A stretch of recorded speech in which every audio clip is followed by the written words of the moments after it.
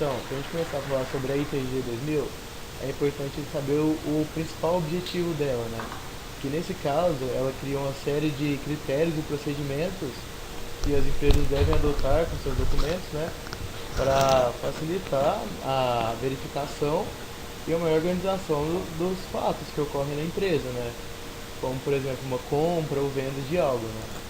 E isso ajuda tanto quanto a empresa quanto o profissional contábil, que seja terceirizado ou não. Se você seguir a ITG, no caso, já estaria te ajudando a ter uma organização melhor. E o alcance dela, na verdade, é bem amplo, né? Porque ela não é uma regra que uma empresa pode seguir, outra não pode, porque ela é bem geralzona, então ela engloba praticamente qualquer entidade, não importa a natureza ou porte, porque afinal de contas todo mundo tem que prestar contas ao governo e ter organização para isso, né?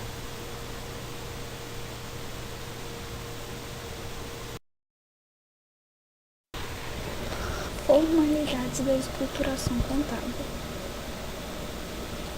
Como ela deve ser realizada? Primeiramente, ela deve seguir a estrutura conceitual, ou seja, observando os princípios contábeis. Depois, deve-se detalhar os registros contábeis proporcionalmente a complexidade das operações da entidade e a exigência das autoridades reguladoras.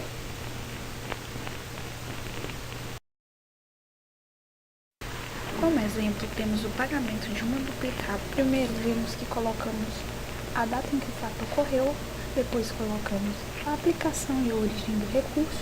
No caso, debitamos duplicatas a pagar e creditamos o banco no valor de 15 mil cada um. Por fim, colocamos o histórico. O cheque é o documento em que comprova que foi feito o pagamento da duplicata. Livro diário e livro razão. Quais as formalidades que os livros contábeis obrigatórios devem seguir? Serem encadernados, terem suas folhas numeradas sequencialmente, serem assinados digitalmente pela entidade e pelo profissional da contabilidade regularmente habilitado, e quando exigido por legislação específica, serem autenticados em registro público ou entidade competente. É permitido usar códigos e abreviaturas no livro diário? Sim, contanto que seu significado conste no livro diário ou em registro especial. Quais são as responsabilidades do profissional de contabilidade e da entidade?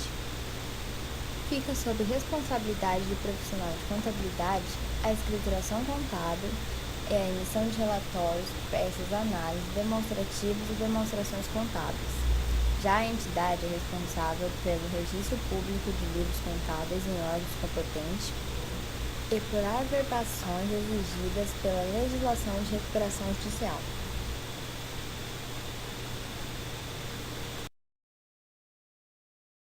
O que deve ser lançado no livro diário e de qual forma? Devem ser lançadas no livro diário todas as operações ocorridas e qualquer fato que provoque alteração no patrimônio deve obrigatoriamente estar em ordem cronológica, com individualização, clareza e referência ao documento probante. O que fazer quando o livro diário e o livro razão forem gerados por processo que utilize folhas soltas? Neste caso, deve ser adotado o registro, balancetes, diários e balanços. Mas se for utilizado o processo eletrônico, as folhas devem ser numeradas mecanicamente e encadernadas em forma de livro. Como é a escrituração contábil em forma digital? Se a escrituração contábil for em forma digital, não há necessidade de impressão e encadernação em forma de livro. Porém, o arquivo magnético autenticado pelo registro público competente deve ser mantido pela entidade.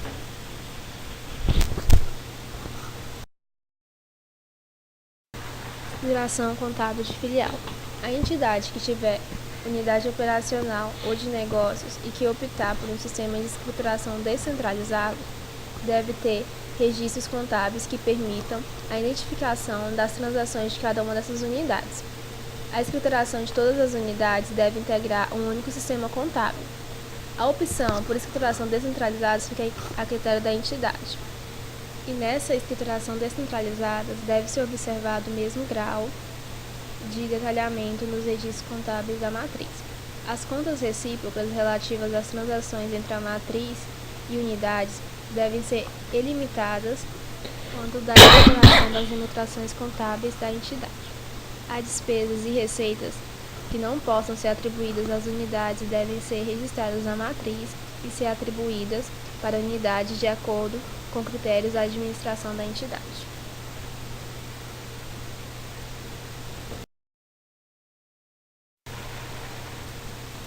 Segundo a Resolução ITG 2000, documentação contábil é aquela que comprova os fatos que originam lançamentos na escrituração da entidade e compreende todos os documentos como notas de compra de serviço, notas de venda de serviço, extratos bancários, duplicatas pagas, comprovantes de despesas, cópias de cheques, comprovantes de débitos e créditos bancários, entre outros registros de origem interna ou externa que apoiam ou compõem a escrituração contábil.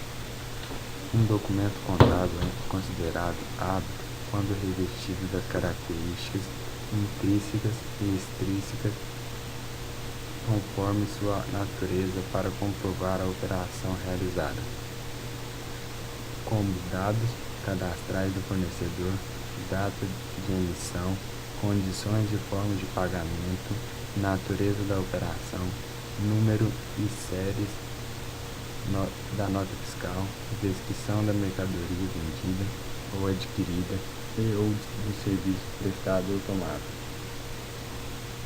Contas de compensação constituem um sistema para controle à parte do sistema patrimonial. O uso das contas de compensação é recomendável para a finalidade de controle interno, para registro de possíveis alterações patrimoniais futuras e como fonte de dados para elaboração de notas explicativas. No caso em que não forem utilizadas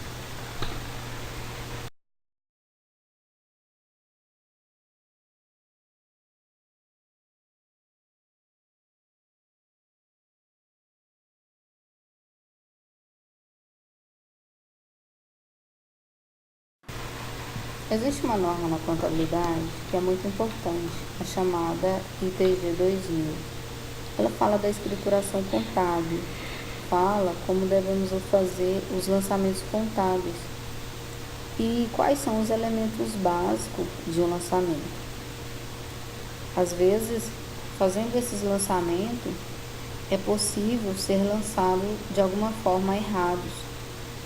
Por isso ela traz a retificação desses lançamentos, que são 3 hipóteses de retificação.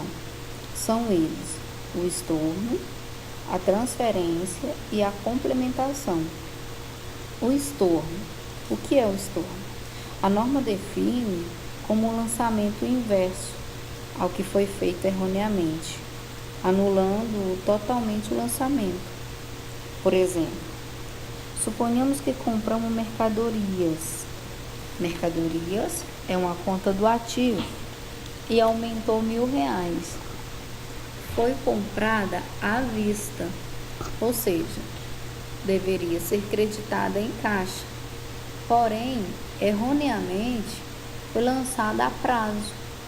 Nesse caso, a ITG 2000 fala que, para estornar, deve fazer o lançamento inverso, anulando-a totalmente e zerando o saldo das contas. A outra hipótese é a transferência. Como se deve fazer essa transferência? Ela é o mesmo que fazer a transposição do valor correto para a conta adequada. Por exemplo, lançou mercadoria a prazo, porém ela foi comprada à vista. Nesse caso, deve fazer uma transposição, ou seja, debitar a conta fornecedores e creditar na conta caixa. Com isso, a conta fornecedores fica zerada. A outra hipótese que a ITG 2000 traz é a complementação. É um lançamento que vem posteriormente, aumentando ou reduzindo a conta que foi lançada por equívoco. Por exemplo, compra de mercadorias por R$ 1.000, mas foi lançada errada no valor de R$ 700. Nesse caso, deve-se fazer a complementação positiva de R$ 300 na conta de mercadorias. O mesmo seria se ela tivesse sido lançada a R$ 1.300, porém só foi pago 1.000.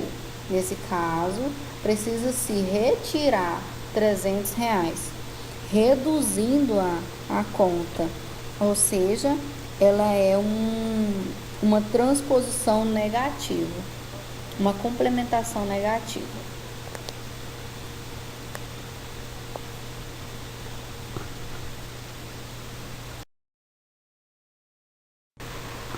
Então, para estabelecer um paralelo entre o ITG 2000 e o CPC 00, primeiro a gente tem que ter a ideia de que os dois vieram com o principal motivo de unificar a contabilidade e tornar ela mais fácil e compreensível tanto em âmbito nacional quanto internacional. Ou seja, ambos vieram com o objetivo de conseguir criar, por exemplo, uma contabilidade que seja simples, que você consiga entender facilmente, que tenha várias informações e que, logicamente, sejam úteis. A principal função dos documentos contábeis é que tem que ser útil, ter data, registro e valor. E possivelmente influenciará no resultado.